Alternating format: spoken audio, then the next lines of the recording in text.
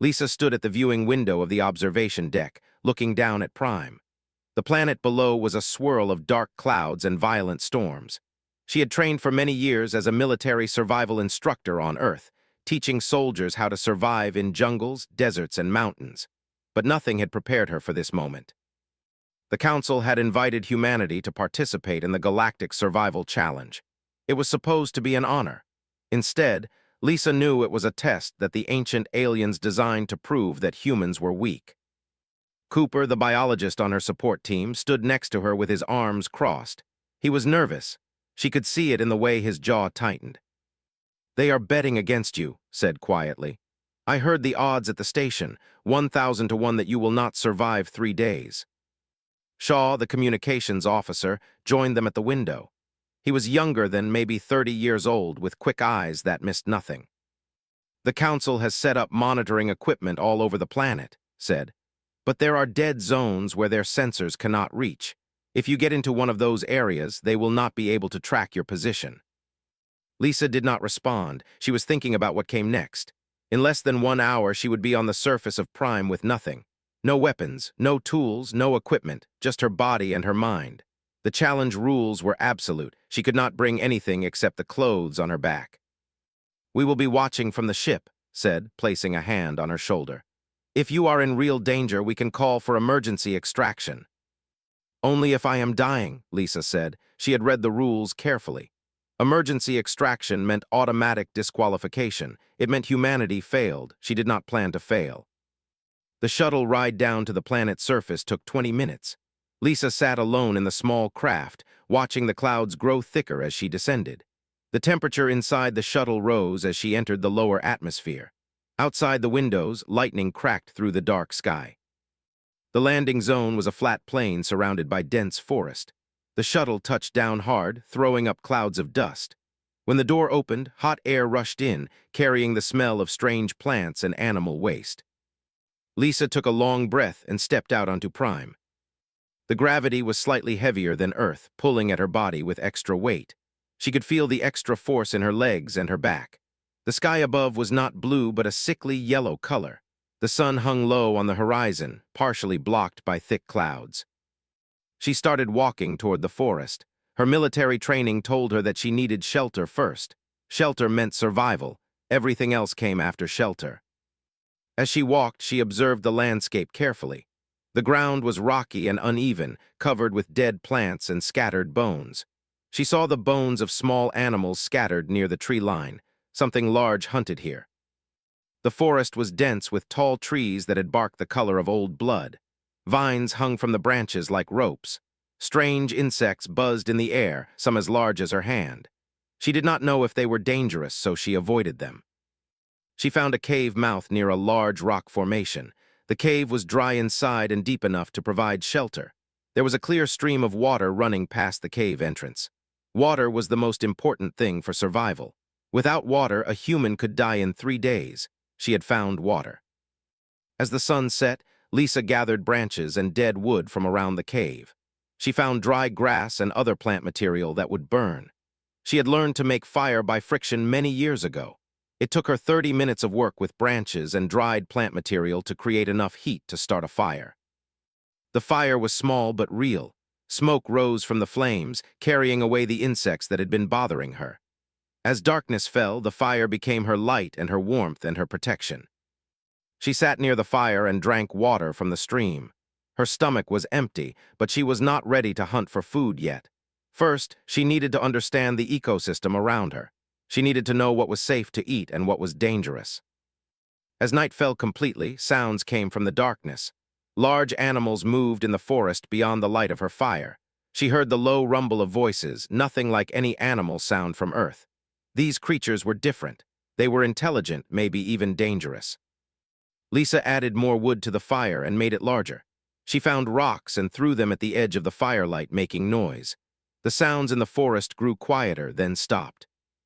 She sat by the fire through the entire night, watching the darkness. She did not sleep. Sleep meant danger. Sleep meant death. When morning came, his voice came through the small communication device hidden in her ear. It was the only technology she had been allowed to keep. It let her support team know she was alive, but it could not help her survive. She could not call for assistance. She could only listen to their voices. "We have you on visual," said. "The cave is good, you chose well." Lisa did not respond. She was watching the forest. Something was moving at the edge of the trees. It was large and dark, and it moved with careful steps. It was watching her. She stood slowly and faced the creature.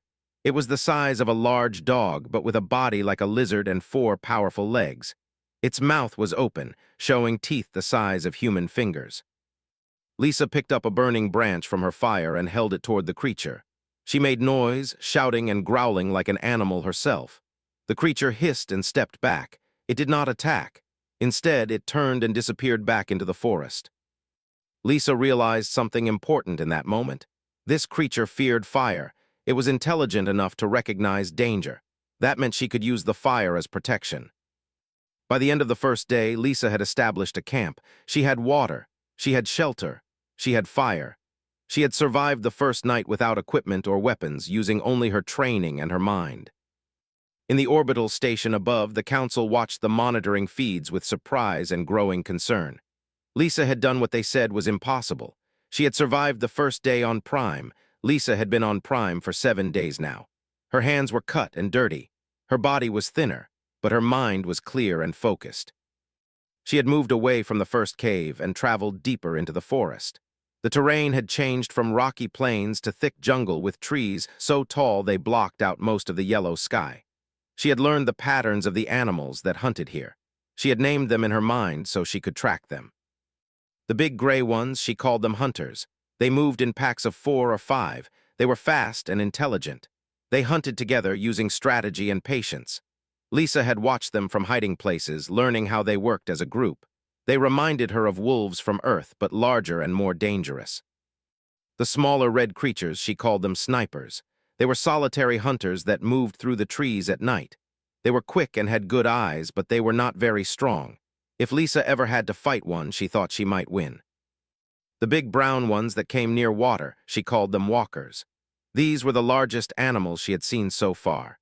They seemed to be peaceful eaters of plants, but they were so big that they could kill her with one swing of their heavy arms if she got in their way. Lisa had spent the last 3 days building tools. She had found rocks near the water that could be sharpened by striking them together. She had learned how to make a cutting edge sharp enough to work. She used these sharp rocks to cut branches and carve wood. On the 5th day, she had made her first spear. She had found a long, straight branch and sharpened one end to a point. She had wrapped vine around the handle to make it easier to grip.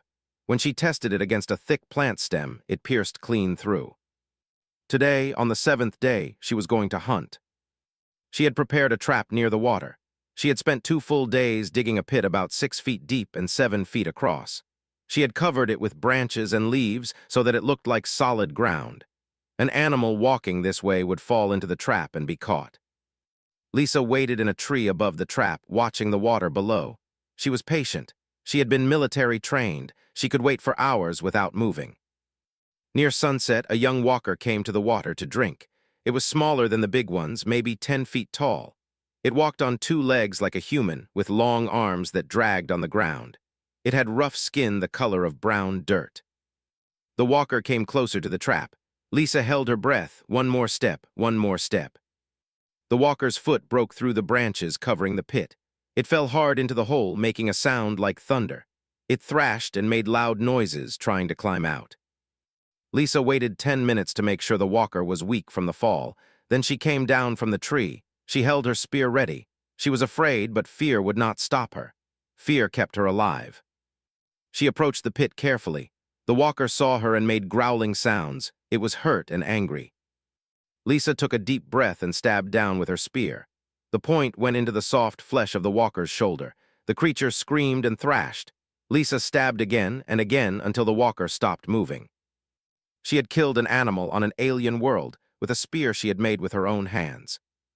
It took her the rest of the day and all through the night to process the meat. She cut pieces using her sharp rock tools and hung them on branches near her new camp to dry. Some meat she cooked over her fire, eating it to gain strength. His voice came through the communication device late that night. "Your vital signs are strong," he said. "Better than when you landed. The observer is impressed. They are starting to believe you might actually survive this." Lisa did not respond. She was tired and her muscles ached, but she was alive. More than that, she had food now. She could stay in this place for weeks if needed. Over the next 10 days, Lisa built a better shelter. She constructed a framework of branches and covered it with large leaves that were waterproof. She made a floor out of woven branches that kept her off the damp ground. She built a proper fireplace with stones arranged so the fire would not spread to her shelter. She learned which plants were safe to eat by watching what the walkers ate. She collected seeds and roots and leaves. She found fruits growing on tall trees that tasted sweet and gave her energy. On day 15, something changed. Lisa was gathering water at the stream when she heard voices. Not human voices, but something close, deep sounds with meaning. She hid behind a thick tree and watched. A pack of hunters came to the water. There were 6 of them. They were larger than she had seen before, and they moved with purpose and strength. They did not drink water. Instead, they searched the ground, following a trail. One of them was bleeding from a deep cut on its back leg. It was limping badly. The others stayed close to it, protecting it. Lisa realized they were taking the hurt one to the water so it could clean its wound. She had never seen animals care for an injured member of their group like that. It showed intelligence and compassion. These were not simple creatures. They were something more. The bleeding hunter looked up and saw Lisa watching from behind the tree. For a moment, their eyes met. The hunter froze. Lisa froze. The other hunters turned to look at her too. Lisa expected them to attack. Instead, something different happened. The pack leader, the largest of the hunters, made a sound. Not an attack sound, but something else. Something that sounded almost like a question. The injured hunter put its head down and continued to clean its wound in the water. The pack leader kept watching Lisa, but did not move toward her. After a long moment, the pack turned and walked back into the forest, taking the injured one with them. Lisa realized her heart was pounding hard in her chest. She had just come face to face with the most dangerous animals on this planet, and they had not killed her. They had chosen not to. His voice was excited in her ear. "Lisa, did you see what the sensors just recorded? That pack did not attack you, they just watched you." "I know," Lisa said quietly. "That should not happen," continued. "They have killed every other living thing that gets near them, but with you they stopped." Lisa thought about what she had seen. The hunters had been protecting their injured companion. They had been showing loyalty and care to each other. That kind of behavior meant something. It meant they could understand behavior from other beings that showed respect and carefulness. Maybe, just maybe, she could use that understanding. By day 20, Lisa had moved her camp to a new location near a large open area where the hunters hunted regularly. She did not approach them, but she made sure they could see her every day. She moved slowly and carefully. She never acted like a threat. She was just there, existing in their world. The hunters began to recognize her. They would pause when they saw her and watch. Sometimes the pack leader would make that questioning sound. Lisa would make a different sound, softer and lower, to show she meant no harm. By day 22, Lisa had built a relationship with the hunter pack. It was strange and careful, but it was real. She had learned the pack leader's movements and sounds. She had named him, which was a deep rumbling sound he made when he called the others. Today, Lisa noticed that one of the younger hunters was missing. The pack had only 5 members now, and they seemed worried, made sounds of distress that echoed through the forest. The pack searched the area looking for their lost family member. Lisa decided to help them. She followed the pack as they searched, watching for signs of blood or broken plants that might show where the young hunter had gone. After an hour of searching, she heard a sound coming from a deep ravine to the north. It was the cry of a hunter, but weak and desperate. Lisa climbed down into the ravine carefully. The ground was rocky and loose. She almost fell twice before reaching the bottom. There, trapped under a fallen tree, was the young hunter. Its back leg was crushed and bleeding badly. The animal had been trapped here for at least a full day, maybe longer. Above on the cliff, and the other hunters made sounds of desperation. They could not climb down to help. The walls of the ravine were too steep. Lisa approached the young hunter slowly. It saw her and made a weak growling sound, but it did not have the strength to fight. She could see that the animal was dying from blood loss and pain. She worked as fast as she could to move the fallen tree. It was heavy, much heavier than she could lift. But she found rocks and branches that she could use as tools to create leverage. She worked for an hour, sweating and straining. Her hands cut and bled from the rough wood and stone. Finally, the young hunter was free, but it still could not climb out of the ravine. It looked at Lisa with eyes full of pain and hopelessness. Lisa made a decision that surprised even herself. She sat down next to the young hunter and did not leave. Using the plants and knowledge she had gained, Lisa made a medicine from roots and leaves that would stop the bleeding. She used strips of bark to wrap the wound tight. She brought water from a small pool in the ravine and helped the young hunter drink. As night fell, she stayed with the injured animal. She kept a small fire going to keep the dangerous night creatures away. She talked softly to the young hunter, the way she would comfort a hurt person. She made the sounds that made, trying to tell the animal that it would be okay. Made sounds from above the ravine all through the night. He did not leave. He stayed there, calling down to his lost family member. By morning, the young hunter was stable. The bleeding had mostly stopped. Lisa had done everything she could with the tools and knowledge of this world that she had gained. But there was a problem. The young hunter still could not climb out of the ravine on its own, and Lisa was not strong enough to carry it. She needed help. She heard rocks rolling down the side of the ravine, was coming down. The old pack leader was somehow managing to climb, using his claws and strength to move down the steep wall. The other hunters came down behind him, moving carefully and slowly. When reached the bottom of the ravine, he looked at Lisa. For a long moment, the two beings stood facing each other. She had helped his family member. She had risked her life to save someone who was not her species, who was not even from her world. Made a sound different from any sound Lisa had heard him make before. It was soft and low, almost like a voice of thanks. The hunters worked together to help the young one climb out of the ravine, pushed from behind while the others pulled from above. Lisa helped where she could, using her position to steady the young hunter when it slipped. When they finally reached the top, came back down to where Lisa was still in the ravine. He made a sound that Lisa understood meant gratitude. Then he helped her climb up, using his massive body as a bridge when the wall was too steep.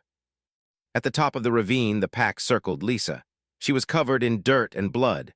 Her clothes were torn, but she was alive and so was their family member. Made a series of sounds and the pack began to move. They did not leave Lisa behind. They stayed close to her as they walked through the forest. They were protecting her. That night, Lisa made camp near the pack's usual sleeping area, and the others lay around her, a living shield against the dangers of the night. The injured young hunter stayed close to Lisa, sometimes making soft sounds that seemed like gratitude.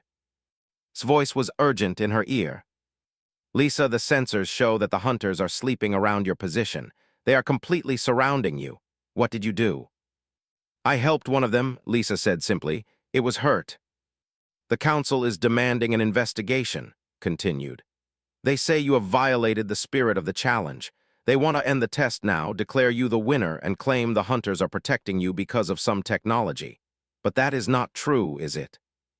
No, Lisa said. There is no technology here, just two species learning to understand each other. Over the next 3 days, the pack became Lisa's constant companions. They hunted together and they shared the kill with her, when dangerous creatures approached and the others drove them away. Lisa was no longer alone on this world. She was part of a family. But on day 25, everything changed again. A rival pack of hunters came through the forest. These hunters were bigger and more aggressive than Space's pack. They had scars and weapons. They were warriors. The rival pack saw Lisa with his family, and they saw an opportunity. They attacked with fury and speed, and his hunters fought back, but they were outnumbered and the young, wounded hunter was weak from his injury. Lisa did something that no human had probably ever done on an alien world.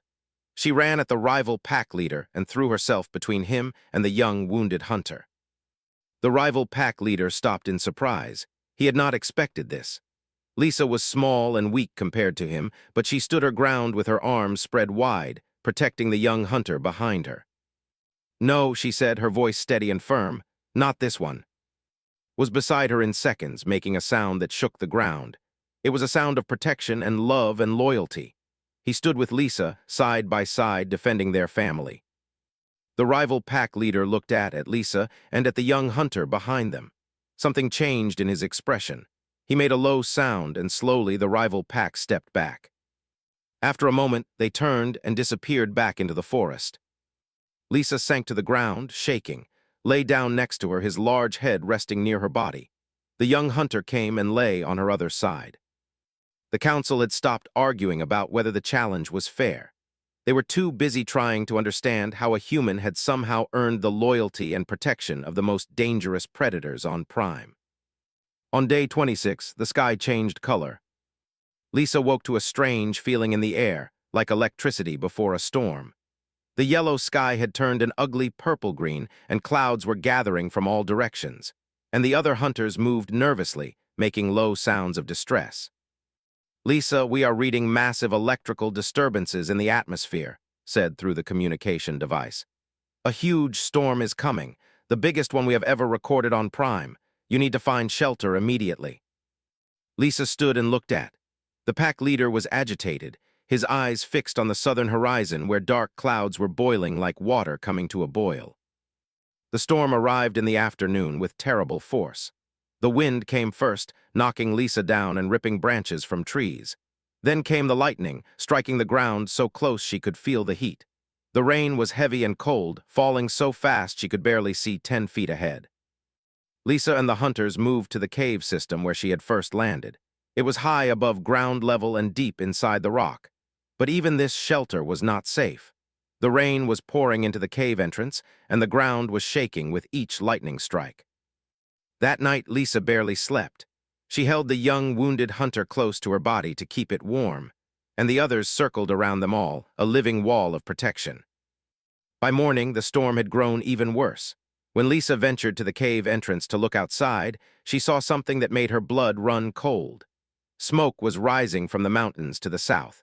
The ground was shaking continuously now, not just from the lightning but from something deeper. "The volcano," said his voice shaking. "Lisa, the volcanic activity is increasing. We think the constant electrical strikes have disrupted the magma chamber. The mountain is starting to wake up." Lisa's mind raced. A volcanic eruption would mean ash, toxic gas, and lava. Even the hunter pack would not be able to survive that. She needed to find higher ground, away from the likely path of lava flows, but not so high that ash clouds would reach them. She studied the landscape in her memory, thinking about the terrain she had explored. There was a hidden valley to the east, surrounded by high rocky walls. If the volcano erupted toward the south, that valley would be protected. The only problem was that it was 3 miles away through territory that was being torn apart by the storm. "We have to move," Lisa said too. She made the sounds that meant danger and movement, the sounds she had learned from watching the hunters communicate. "Understood." He barked orders to the other hunters and they prepared to move. The journey was a nightmare. Wind and rain made it hard to see. Trees fell across their path. Lightning struck so close that Lisa's fur on her arms stood up from the electricity in the air. The young, wounded hunter struggled to keep up and had to help it along, supporting its weight on his massive shoulders. Lisa used landmarks she remembered to guide them. A broken rock formation, a dead tree that had been struck by lightning long ago, a stream that was now swollen with rain from the storm. Each landmark confirmed she was on the right path. As they moved, the ground shook more and more. Lisa could see the volcano now through breaks in the cloud cover. It was glowing red at the top. Ash was beginning to fall, light and gray, coating everything like snow. The hunters grew more nervous. They had experienced storms before, but this was something different.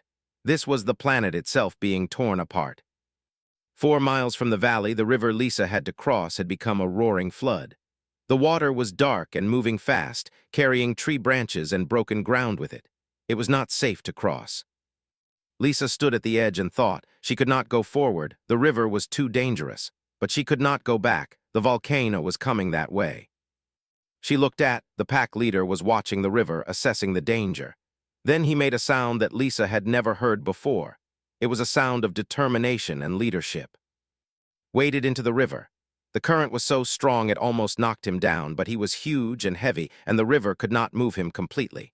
He created a barrier of his own body. The other hunters understood. One by one, they moved into the river, forming a line of living protection against the current. Lisa took the young, wounded hunter's arm and pulled it toward the river. "Come on," she said. "We have to go." They entered the water, and the other hunters protected them from the worst of the current. Lisa held on to the fur of one of the hunters to keep from being swept away. The young one she was helping struggled but did not give up. When they finally reached the other side, Lisa was almost unconscious from exhaustion and cold, but they had made it. The valley was just ahead. As they climbed into it, the ground shook more violently than ever. Lisa looked back and saw a wall of ash moving toward them like a dark wave. The hunters moved faster, and Lisa ran with them, pulling the wounded one along. They went deep into the valley, into a narrow canyon formed by rock walls. The ash caught up with them, turning day into darkness. It was hard to breathe. The hunters made sounds of distress, but they did not stop moving. Finally, they reached a place where hot water and steam were coming from the ground. Thermal vents. Lisa realized that this was where the planet's heat was escaping. The vents created an area where the air was warm and clear. It was a pocket of safety in the middle of a dying world. The hunters huddled around the vents, and Lisa sat among them. She tied cloth around her face and the faces of the hunters to filter out ash. She found pools of hot water that were pure enough to drink. They were safe here, protected by the geography of the planet itself. Outside the valley, the eruption continued through the night. The ground shook and ash fell. But inside the valley, near the thermal vents, Lisa and the hunters were alive. When morning came, the ash fall had stopped. The sky was still dark gray, but the wind had changed direction. The volcano had released its pressure. The worst was over. "You made it," said, his voice breaking with emotion. "Lisa, you actually made it. The hunters' pack lost 2 members in the escape, but the rest survived, and you kept them alive." Lisa looked at the hunters around her, was sleeping against the rocky wall of the valley. The young one she had saved was resting peacefully. The others were exhausted but alive. Lisa realized something in that moment. She had not been trying to survive alone anymore. She had been fighting to keep all of them alive. She had chosen the hunters' lives over her own safety multiple times, and they had done the same for her. That was what the Council did not understand about humans. They thought humans were weak because they needed other beings. But that was exactly where human strength came from. Humans could build bonds stronger than any individual strength. Humans could inspire loyalty and sacrifice in others. Humans could choose compassion even when it meant danger. Day 30 came quietly. Lisa stood at the edge of the thermal valley, watching the sun rise over Prime. The landscape had been changed by the volcanic eruption. Some places were buried in ash. Some places had been reshaped by lava flows. But the planet was still alive, and so was she. Stood beside her, his massive form casting a shadow across the ground. The young hunter that Lisa had saved was sleeping near one of the thermal vents, fully healed now. The rest of the pack moved through the valley, hunting for food and living their lives. The communication device in her ear crackled. "Lisa, the extraction shuttle is in orbital position," said. "You can come home now. You have completed the challenge." Lisa did not move. "I am not ready to leave," she said. "The challenge is over," said, speaking for the first time in days. "You have survived the full 30 days on Prime. You have achieved what the Council said was impossible." Lisa thought about what that meant. She had survived. She had learned. She had made friends with creatures that the Council said should have killed her. She had proven that humans could adapt to anything. But there was something else, something more important than just survival. "I need to speak to the Council," Lisa said. There was a long silence. Then a voice came through the device that was cold and formal. "This is Counselor Vex of the Your challenge is complete. You will be extracted now. This transmission is final." Lisa took a deep breath. "No," she said. "I want to speak to the full Council, and I want it broadcast to all species in the Galactic Alliance." Another long silence. Then's voice came back, excited and nervous. "Lisa, they have agreed. There is going to be a full broadcast. Every species in the known galaxy will be listening. You need to say something important." Lisa thought about everything she had experienced on this planet. She thought about learning to survive. She thought about building shelter and making tools. She thought about hunting and eating and staying alive. But more than all of that, she thought about choosing to help an injured creature even when it might have killed her. She thought about a young hunter learning to trust a human. She thought about standing between a rival pack and someone she cared about, knowing that she might die.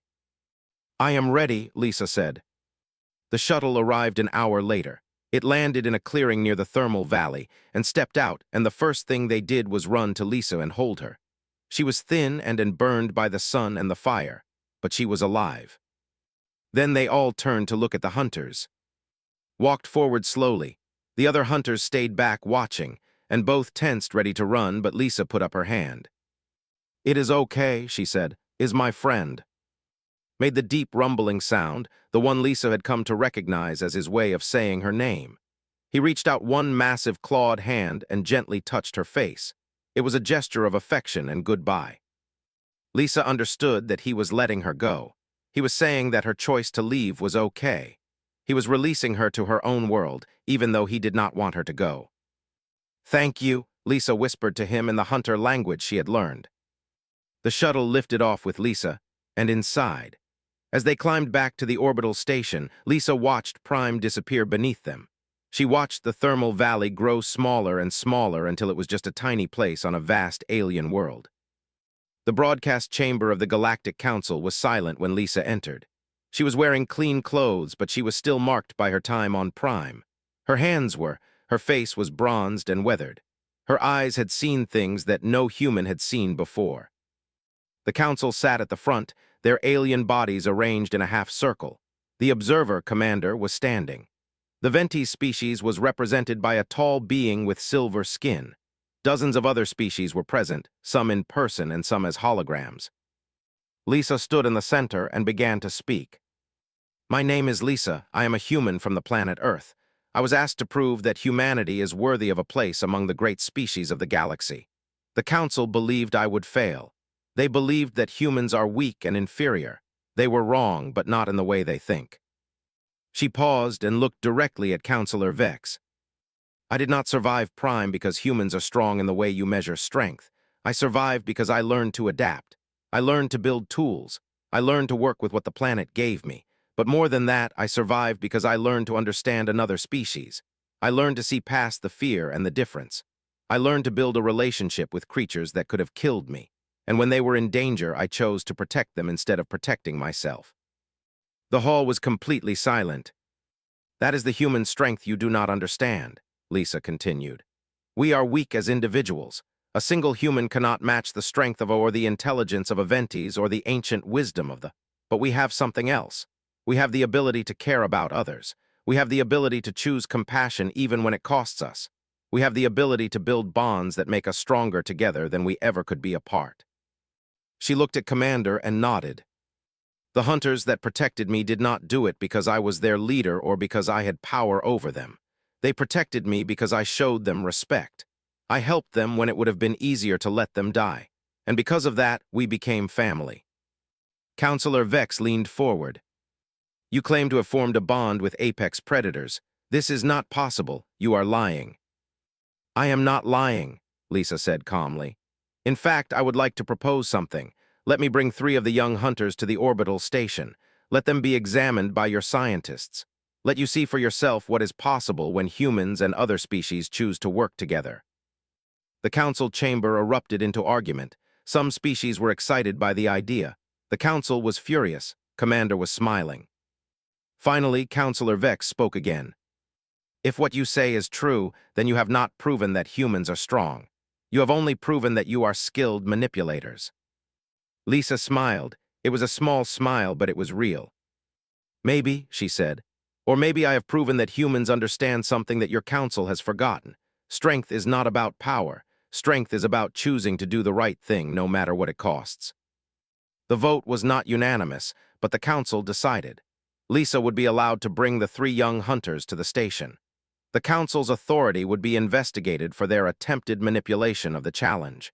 New agreements would be made between humanity and the other galactic species. But the most important thing, Lisa knew, was not any of that. 3 days later, Lisa stood on the observation deck, looking at the coordinates of Prime being fed into the navigation computer of a new exploration vessel. She was preparing for her next mission. This ship would not be for conquest. It would not be for domination. It would be for learning. It would be for building bridges between worlds. And stood beside her. The 3 young hunters were in a specially prepared section of the ship, learning to live in a new environment, learning to trust new beings from different worlds. "What did say to you?" asked. "When he touched your face, I know you understood." Lisa looked out at the stars. "He said, go, be the bridge between our worlds. Be the one who teaches others that difference does not mean enemy. Teach them what you taught us." Teach them that we are all stronger when we choose to understand each other. Placed a hand on her shoulder. You changed everything, Lisa. You changed how the galaxy sees humanity. Lisa turned to face him. No, she said. I just showed them what humans have always been. We are not the strongest. We are not the fastest. But we are the ones who can see the best in others. We are the ones who can choose compassion even when it is hard. We are the ones who can build families across any distance, any difference, any barrier. The ship's engine started to hum. They were ready for the next journey. Lisa looked back at the stars, thinking of and the Hunter Pack and the thermal valley and the yellow sky of Prime. She had not just survived that world. She had become part of it, and now she would carry that knowledge to every world she visited. The Council had tried to prove that humans were weak. Instead, they had created an opportunity for humanity to show the galaxy what it truly meant to be human. And humanity, Lisa now knew, meant so much more than any of them had ever imagined. The Council was trying to prove humans were inferior. Instead, Lisa had proven that humans were different, and different was not the same as weak. Lisa knew the answer. It was not strength or intelligence that had created this bond. It was compassion. It was the choice to help when helping could mean death. It was the willingness to see value in another being, even when that being was dangerous and different and alien. That was the human strength they had not expected. She was learning that survival was not about being the strongest or the fastest. It was about understanding the world around her and finding a way to exist in it. It was about respect. And respect, she was beginning to learn, could be a tool more powerful than any weapon. They did not know that the real challenges had not even begun yet.